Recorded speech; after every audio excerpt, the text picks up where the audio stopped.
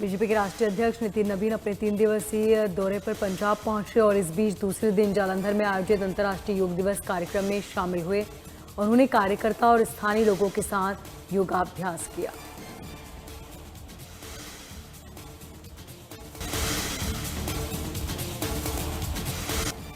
पंजाब के राज्यपाल गुलाब चंद कटारिया संगरूर पहुंचे। उन्होंने ऐतिहासिक म्यूजियम और बारादरी का निरीक्षण किया।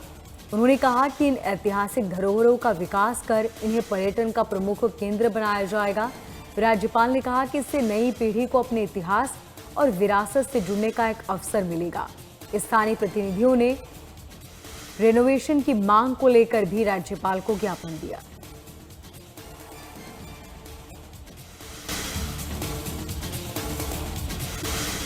जालंधर कमिश्नरेट पुलिस ने जबरन वसूली और फायरिंग की वारदातों में गिरोह का भंडाफोड़ किया। पुलिस ने 4 सदस्यों को गिरफ्तार किया। ये सभी आरोपी विदेश में बैठे हैंडलर्स के संपर्क में थे और उनके इशारों पर यहां वारदात को अंजाम दिया करते थे। पुलिस ने आरोपियों के पास से 3 पिस्टल और बड़ी मात्रा में कारतूस बरामद किए।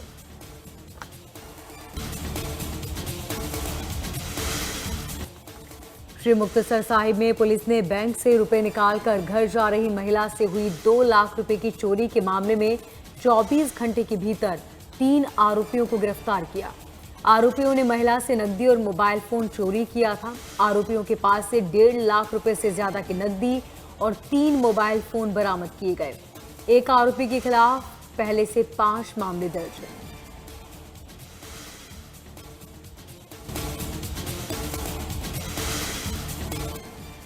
जालंधर में नए पुलिस कमिश्नर सतिंदर सिंह ने पदभार संभाल लिया। दफ्तर पहुंचने पर उनका गार्ड ऑफ ऑनर के साथ स्वागत किया गया। उन्होंने वरिष्ठ अधिकारियों और एसएचओ के साथ मीटिंग भी की। कहा उनकी प्राथमिकता नशा और इलीगल शराब कारोबार को खत्म करना है। वे पुलिस थाने में पब्लिक डीलिंग और शिकायतों का समय पर निपटारा करेंगे।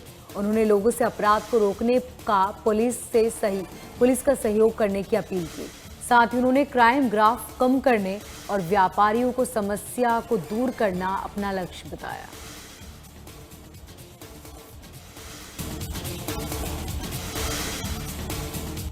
वहीं जालंधर में सामने आई फायरिंग की घटना के बाद बाइक सवार 2 युवकों ने दुकान पर 3 फायरिंग की, जिसमें शीशा और दीवारों को नुकसान पहुंचा।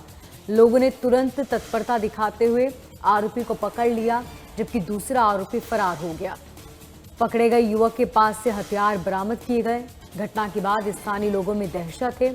एसीपी आतिश भाटिया ने कहा कि आरोपियों के खिलाफ मामला दर्ज कर जांच शुरू कर दी गई।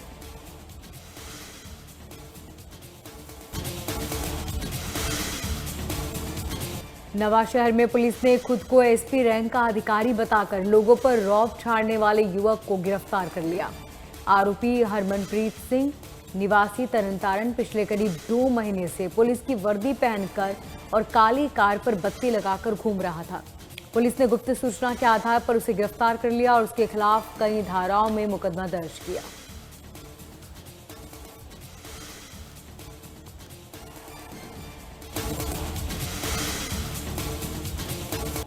हरियाणा के पंचकुला में 12वें अंतर्राष्ट्रीय योग दिवस पर राज्य स्तरीय कार्यक्रम आयोजित हुआ। सीएम सैनी ने दीप प्रज्वलित कर शुभारंभ किया और योगाभ्यास किया। कार्यक्रम की शुरुआत राज्य गीत से हुई। इस कार्यक्रम में कई गणमान्य लोग शामिल हुए।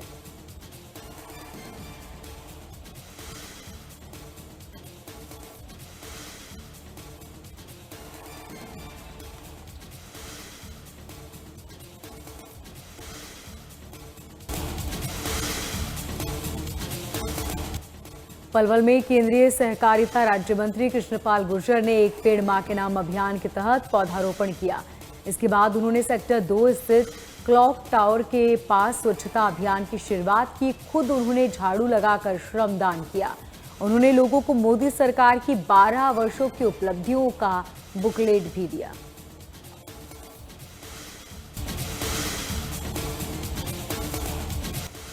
हरियाणा की यमुनानगर में सीआईए टीम पर 3 दिन पहले एनडीपीएस मामले में कार्रवाई के बीच हमला हुआ था, जिसमें लोगों ने पुलिस पर पथराव कर आरोपी को छुड़ा लिया था। इसके बाद अब नगर पालिका ने कब्जों के खिलाफ बड़ी कार्रवाई की है। लगभग 300 मकानों और झुग्गी झोपड़ियों को हटाने का निर्णय लिया गया। कार्रवाई में जेसीबी से 100 से ज्यादा झुग्गियों को तोड़ा गया। एमई संदीप शर्मा ने कहा कि सभी इलीगल निर्माणों को नोटिस दिए गए थे और इसके बाद ही ये कार्रवाई की गई है।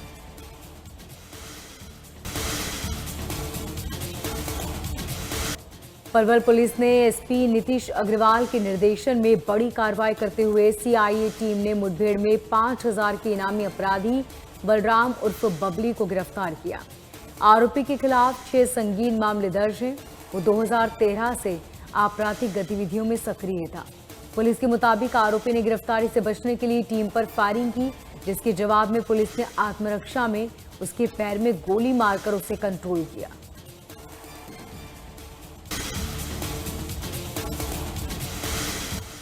बारहवें अंतर्राष्ट्रीय योग दिवस पर योगी आदित्यनाथ ने झांसी में योगाभ्यास किया। उन्होंने कहा कि नियमित योग से शरीर निरोग रहता है और युवा बने रहते हैं। उन्होंने पीएम मोदी का आभार जताते हुए कहा कि योग को वैश्विक पहचान मिली है।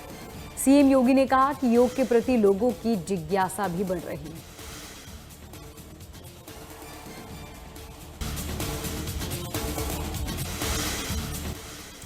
योग दिवस के अवसर पर यूपी के सीएम योगी आदित्यनाथ हमीरपुर जिले में पहुंचे। स्वामी ब्रह्मानंद बीएनवी डिग्री कॉलेज मैदान में आयोजित कार्यक्रम में सीएम योगी ने योगाभ्यास किया। करोड़ों रुपए की परियोजनाओं का लोकार्पण और शिलान्यास भी किया। सीएम योगी कई जनकल्याणकारी योजनाओं के लाभार्थियों को प्रमाण पत्र वितरित करेंगे, जनसभा को संबोधित करेंगे। इन परियोजनाओं में हमीरपुर और राठ विधानसभा क्षेत्र से जुड़ी कई विकास योजनाएं शामिल हैं।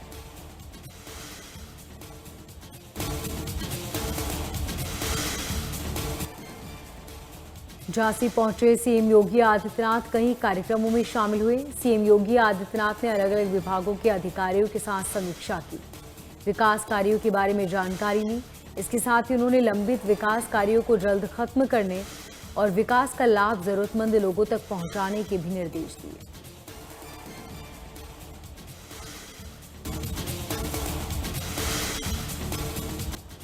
अंतर्राष्ट्रीय योग दिवस पर उत्तराखंड में भव्य आयोजन हुए। सीएम पुष्कर सिंह धामी ने चंपावत में योग कर प्रदेशवासियों को शुभकामनाएं दी।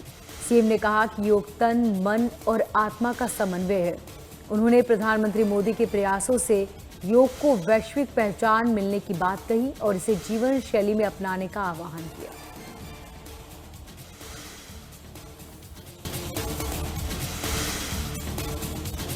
देहरादून में मुख्यमंत्री पुष्कर सिंह धामी ने उत्तराखंड भवन और अन्य कर्मकार कल्याण बोर्ड की विभिन्न योजनाओं के तहत 4400 से ज्यादा श्रमिकों को बड़ी राहत दी। मुख्यमंत्री ने एक क्लिक के जरिए लाभार्थियों के खातों में लगभग 11 करोड़ रुपए की धनराशि ट्रांसफर की है। इस राशि का विवरण शादी, मृत्यु, प्रसूति सुविधा और शिक्षा सहायता योजनाओं के तहत किया गया।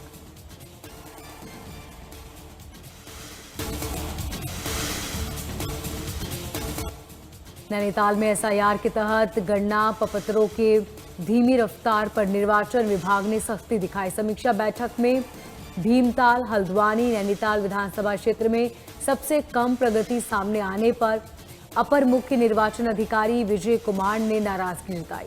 उन्होंने अधिकारियों को अगले 36 घंटों में अभियान में तेजी लाने के निर्देश दिए।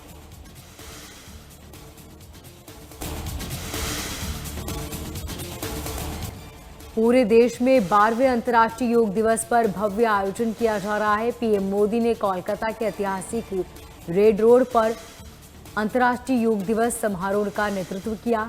राज्य भर से दूसरी जगहों पर भी योग मनाने के लोग पहुंचे। पश्चिम बंगाल में बीजेपी की सरकार बनने के बाद पहली बार इतने बड़े स्तर पर योग दिवस कार्यक्रम आयोजित किया गया।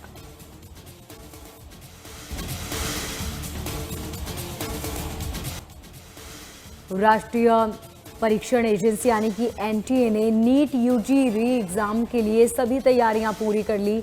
परीक्षा आज देश भर के 551 शहरों में स्थित 5440 परीक्षा केंद्रों और विदेश के 14 केंद्रों पर आयोजित की गई। इस परीक्षा में 22 लाख से ज्यादा अभ्यर्थियों के शामिल होने की संभावना। परीक्षा को पारदर्शी और निष्पक्ष बनाने के लिए 1,38,000 से ज्यादा सीसीटीवी लगाए गए।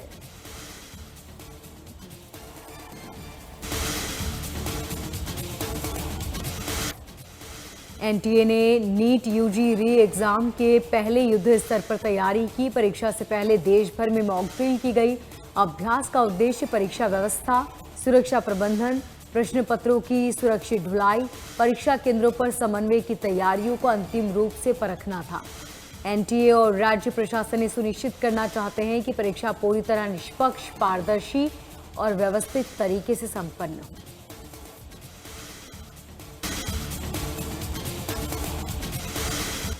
लखनऊ में नीट परीक्षा को लेकर पुलिस अलर्ट है। शहर के 75 परीक्षा केंद्रों पर कड़ी सुरक्षा व्यवस्था की गई। परीक्षा प्रश्न पत्र में सीआरपीएफ की निगरानी में केंद्रों तक पहुंचाया जाएगा। पुलिस लाइन में तैनात कर्मियों, अपराधियों को विशेष परीक्षण भी दिया गया। ज्वाइंट सीपी बबलू कुमार ने कहा कि अभ्यर्थी केवल एडमिट कार्ड, आईडी और 3 फोटो लेकर जा सकते हैं। हर केंद्र पर सीसीटीवी लगाए गए। साथ ही होटल और सार्वजनिक स्थानों पर भी ट्रैकिंग अभियान जारी है।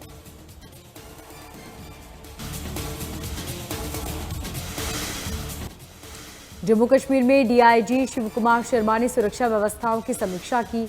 उन्होंने कालिका धाम मंदिर, शिवखोड़ी क्षेत्र में सुरक्षा व्यवस्थाओं का जायजा लिया। साथ ही पुलिस, सीआरपीएफ समेत अन्य एजेंसियों के साथ समन्वय कर बैठक ली। श्रद्धालुओं की सुरक्षा को ध्यान में रखते हुए व्यवस्थाओं को और मजबूत करने के निर्देश दिए।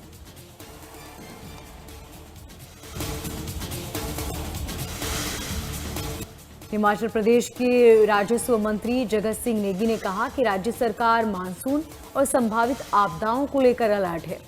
उन्होंने कहा कि लोक निर्माण, जल शक्ति विभाग समेत सभी संबंधित विभागों को सतर्क रहने के निर्देश दिए गए और एनडीआरएफ, एसडीआरएफ के साथ समन्वय मजबूत किया गया। संवेदनशील क्षेत्रों में टीमों की तैनाती की गई। नदियों में ट्रेडिंग और डाइट पर काम जारी है। उन्होंने कहा कि निर्माण गतिविधियों को लेकर नई नीति तैयार की जा रही है, जिसमें भवन निर्माण की ऊंचाई और नदी नालों से दूरी जैसे नियम तय होंगे।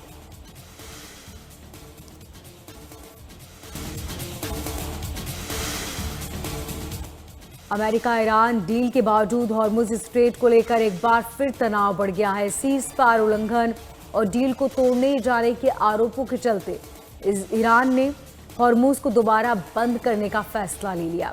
ईरान का कहना है कि अमेरिका द्वारा भरोसा तोड़े जाने और क्षेत्रीय संघर्षों के कारण ये कदम उठाया गया।